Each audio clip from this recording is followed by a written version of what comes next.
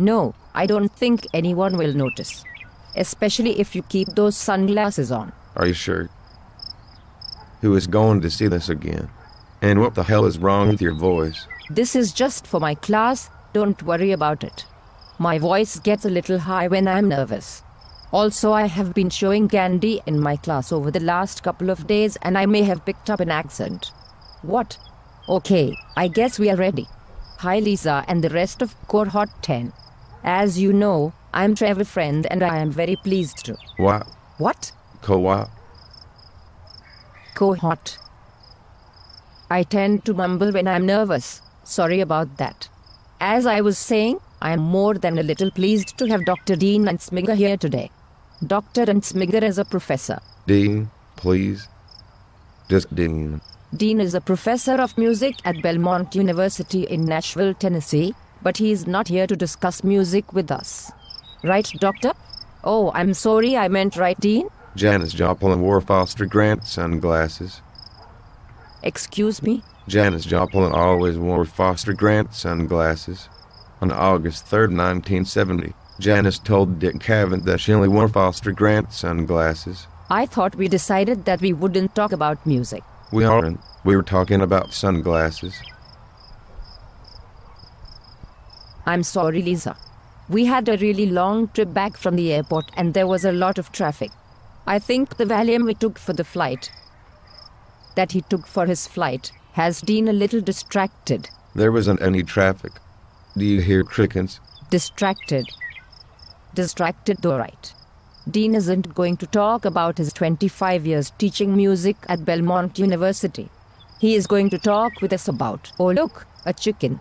Embracing distraction among ways of knowing. I said crickets, not chickens. You don't hear the crickets.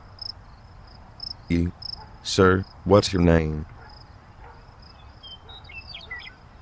Greg. Like in the Brady Bunch. Didn't we all want to be Greg Brady when we were little? Hey, what was that song he wrote? The one when he was Johnny Bravo. Clowns never laughed before. Beanstalks never grew. Ponies never pranced before, till I met you. That was a good one. Dean, we don't really have a lot of time. We appreciate you coming here to talk to us about your class. I told you this is a class on curriculum, and as I told you on the phone, I found your course to be very interesting.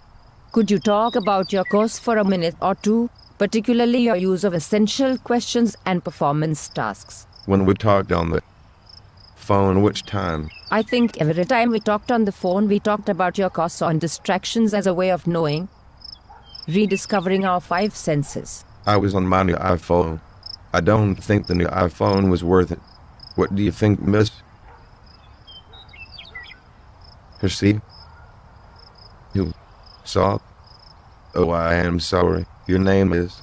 She saw. So what kind of bird do you think that was?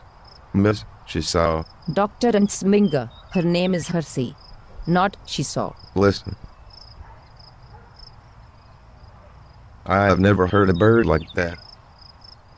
You see lots of birds in the parks around Tennessee if you look for them, or should I say listen for them. What were we talking about? The five senses. I see. Ha. But seriously, how many of you think about your senses anymore? I tell my students that most, if not all of us, have long ago taken our senses for granted and just let things spiral around us, and we miss out on so much that goes on around us. Actually, Dean, before we talk about the senses, can you talk about essential questions? Essential questions. Big idea questions. Overarching questions. These are central in the curriculum of, oh look, a chicken. Is it cold in here? It's not cold. This shirt is made of rough cotton and I am not wearing a t-shirt. Ah, Dean. Can you describe how you use the five senses in your class and how they constitute essential questions? Are you sure it's not cold in here? My hands are cold. What did you ask? Thinking about that bird we heard before got me to thinking about the Wright brothers and man flying for the first time. We can come back to this. Can you tell us about the component of your curriculum that you call LDT? LDT just means let's do this. It is something I came up with quite a few years back. When something interesting comes up, we will have an on-the-spot assignment. Does anyone have a snack? What is their name over there on the left? The one eating the power bar. Liz. Hey Liz, do you have an extra power bar? Dean, if we could stay on topic a little longer, please. Can you explain how LDT typically works? Well, someone will say something interesting, and then someone else will connect it with something they were thinking about. And eventually a question will develop. At that point we will explore it. Hey, weren't you asking about the part of the curriculum that deals with the five senses? I did. That was a few minutes ago. Did you know Mohandas means Great Spirit and Kamikaze means Divine Wind? You know, I did know that, but what does one have to do with the other? Just interesting words, that's all. Show of hands. How many of you get caught up reading the dictionary when you are looking up words? Seriously, nobody. How about you, miss? What is your name? No, you. The one on the laptop? Carol Ann. You look pretty comfortable on that computer. You don't ever follow one word to another on one of the dictionary apps. I wasn't accusing you of not listening. I just saw you typing. Does my slow speaking pace cause you to become distracted easier? I do sometimes find myself reading the dictionary. I sometimes get lost in them.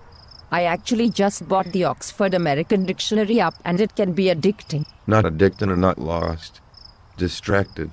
When we get distracted, it can be for a lot of different reasons. My freshman to complete the distractions project.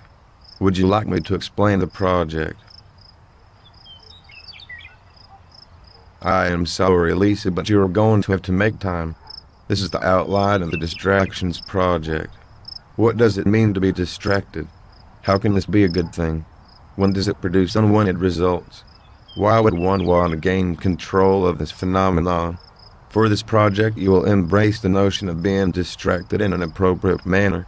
You are to notice the moment in which you are being distracted, what the distraction is, and then decide whether that distraction is worth pursuing, noting the consequences of your decision. This is interesting. Please continue. I better not. Your teacher looks pissed. Ah, yes, you are right. Let's speed this up. What's your name? Jeremilio. Oh, John Ermelio. What kind of music do you like? 60s and 70s soft rock. Really? What do you think about when you listen to Hall and Oates? It depends on what. Now you see, using one sense can make you contemplate something totally removed from that sensory input. Thank you, Jeremilio. Dean, what are some of the performance tasks that you use with your university freshmen? We begin with the Senses Project. The students have to go out and experience the world using their five senses and come back with 5 examples of how they experience each of the 5 senses. Like this beer, it meets all the senses.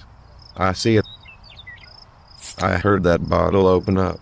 I can taste it. Feel the cold of the Colorado Rockies. You know what I'm talking about, Dan. And I can smell those hops. I encourage the students to dig a little deeper than this.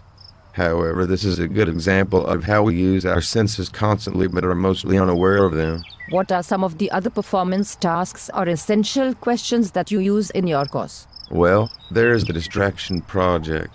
What's that? What's what? The Distraction Project. You know, I've been thinking about those birds.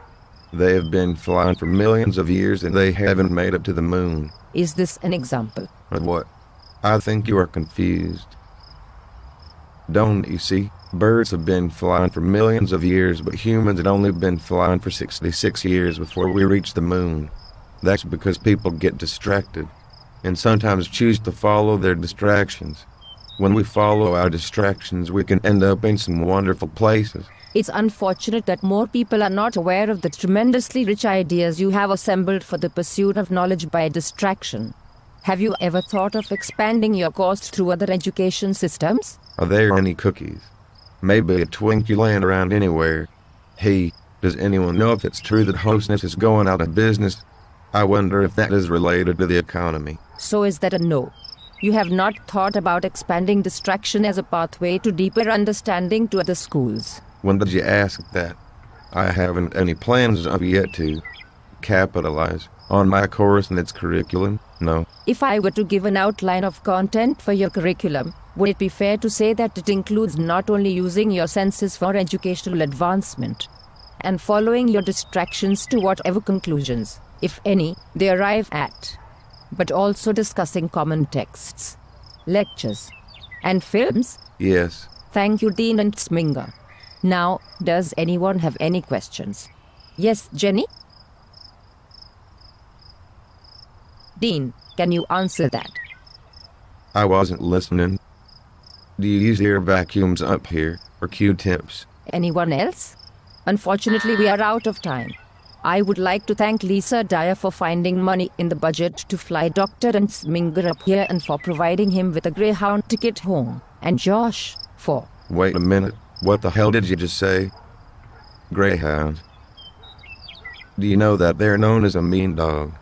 But they're really fast. One of my neighbors is a Dalmatian. Has anyone ever listened to Pink Floyd while watching The Wizard of Oz?